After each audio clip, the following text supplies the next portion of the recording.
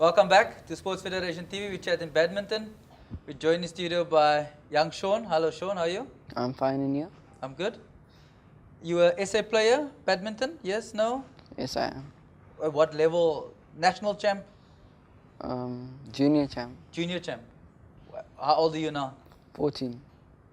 And how often do you play badminton? About 4 times a week. 4 times. Why so little? It's not that much. Not that much. Do you play school and club or only school? School, club, and provincial. So you play at all 3 levels. And have you traveled overseas?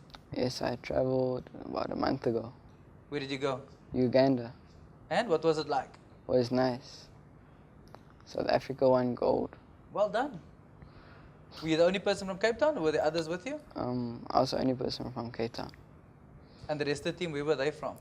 Northern Gauteng, Durban, Bloemfontein. Okay. What's it like playing with people you don't know? Any one of the two of you? It's really nice. You get to meet heaps of people. You make friends everywhere. And the beauty about it is you've made friends with people from all around the world. And every time you travel and go back to tournaments, you see them again. When you travel to countries you've never been to, they show you around, sometimes stay at their house for accommodation. And you create contacts wherever you go. And it's really good foundation of friends that you build up. And do you still have contact with a couple of people you've met, Sean, along the way? Yeah, from Mauritius. Okay. So is that your next holiday? In December, I'm going to Mauritius, maybe. Okay. Young lady, tell me a bit about how one gets more involved in badminton. If I'm interested to play badminton, where will I find information about badminton? Well, our headquarters, like we said earlier on, are in Access Park, Kenilworth. So I think the best starting point would be there. There's normally somebody at the hall every day until 12 o'clock. Afterwards, you can always ring the bell. I'm normally there and come and assist where I can. Or just give the Western Province head office a call. We've got a website as well that they can have a look at, or Facebook page. Really, social media we're pretty active on social media. And we've got a few places where youngsters can train. They're all over. A few, not really satellites, but centres in Goodwood, Ocean View, Guguletu, in development areas as well. In Tableview, where else, Sean? Ocean View.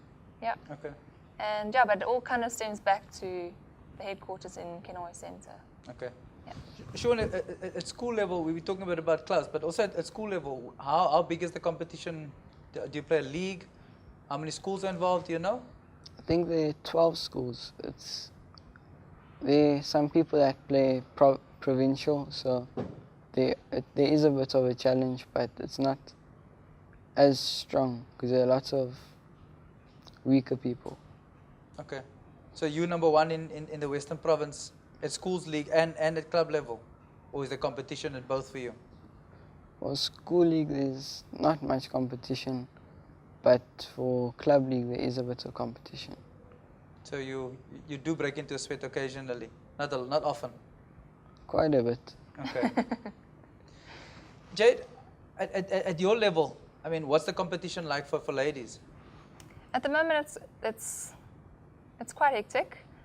We've got a lot of youngsters that were juniors not so long ago and getting great training and putting their all into it, and they're giving us a run for their money.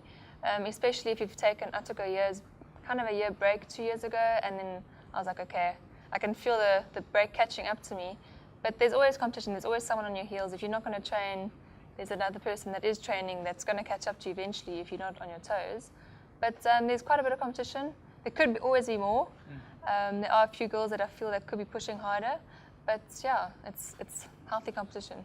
So how would you incentivize people like that to push harder? Which will then lead into my next question as to how do we grow badminton into being a bigger sport? Well, I think that's kind of 2 questions. Growing badminton all stems from schools, development. There's huge programs at the moment called Shuttle Time that Sean's dad is actually running, that's teaching teachers how to coach the kids at school how to play badminton, so it can be more available to all the schools. However, the schools division is growing quite rapidly. But with regards to competition on our level, it's just basically who wants to be there the harder, the most. Going on overseas trips, meeting people, seeing countries you've never seen, to competing like nationally in your sport that you love and internationally. So it all depends on the individual, what kind of personality they are, and sponsors, you know. Because you need money to make it work. Exactly, and you need equipment, and it's all available. You just need to work hard enough for it. Sean, when you played at the SA Champs, what was it like? Tell us a bit about the experiences that you went through playing at SA Champs, firstly, before we talk about playing out of South Africa. In SA Champs? Yep. Well, I've been all over South Africa. I've had lots of, how do you say it, like experiences around there, and it's lots of fun. You meet lots of new people. And going from SA playing internationally, what was the competition like? Did you have to play a harder game when you were out of the country? There were some very good players there. Like there's a Zambian and Mauritius people, and Mauritians. The boys are very strong. But our girls are on top at the moment. As you said earlier, Jade. Yes. What do you think has caused us to be number one in Africa?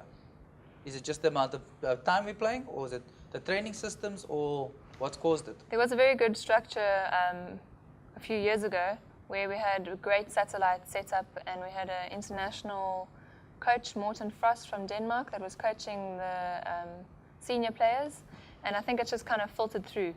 With regards to South Africa, I think we've always had a bit more money. I could be mistaken there, than the other countries within Africa, which has allowed us to travel more, to play more tournaments, to get the correct coaching. And the more you travel, the more experience you gain, and that's experience you carry on the court with you as well. So I think it's just a combination of things.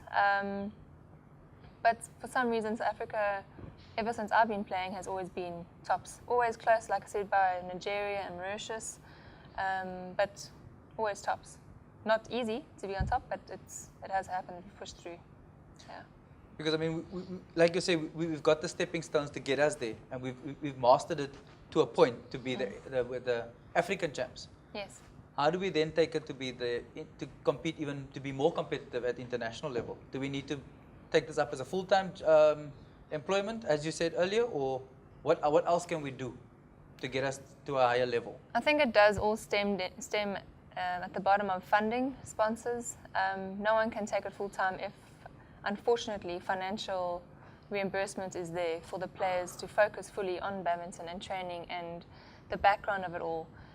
Mentally as well, you need to be completely strong-minded to play the game and compete at a high level. But with regards to getting further, it's just to make the structures that we've currently got stronger. You need coaching, and with coaching you need to pay the coaches. So it all kind of stems to the same thing, as well as the players, how much time they're willing to put in. So individually on the player side, and as well as financially for provincial players on a provincial level for Western Province and South African level. So it's a mixture of things. But yes, international players have this as a full-time, it is their job. Yeah. Sean, what's next for you? What's the next big competition you're going to be playing in? In 2 weeks there's under 17 SA champions. Where's that going to be held? That's in Bauha in Cape Town. Okay. And you, Jade? Likewise, we have our next Saturday, actually. We've got our senior SA champs, our nationals starting, and that goes on for about a week. And that's our next biggest one. It's national, so all the top players come down. You've got to then step up onto the plate and show them you're here to play and stuff. And if we win, we then might not be selected for national teams and therefore carry on into international tournaments again. So if you're the national champ, doesn't automatically give you the qualification to be the SAP Not team? anymore. It used to be based on your ranking, if I can say that. However, now the structures have been changed quite a bit. It's based very much on fitness, it's based on ranking. It can be that you're the fittest, but you can't play. It can be that you can play, but you're not the fittest. it can be that you're both, then you're definitely in the team, but there's a lot of criteria that you need to fulfill in order to make teams nowadays, not just winning anymore. Oh, because in most other codes of sport, if you're the national champion, automatically in the SA team. Yeah. It's quite interesting that it's different in badminton. Yeah, it is interesting, hey? But yeah, if you got your fitness levels up and you are winning, you're in the team. Okay. Yeah. Sean, thank you for your time. Thanks for coming to chat to us. Jade, thank you very much. Good luck for next week. Thank you very much. When we come back, we'll catch up with the community diary. See you now.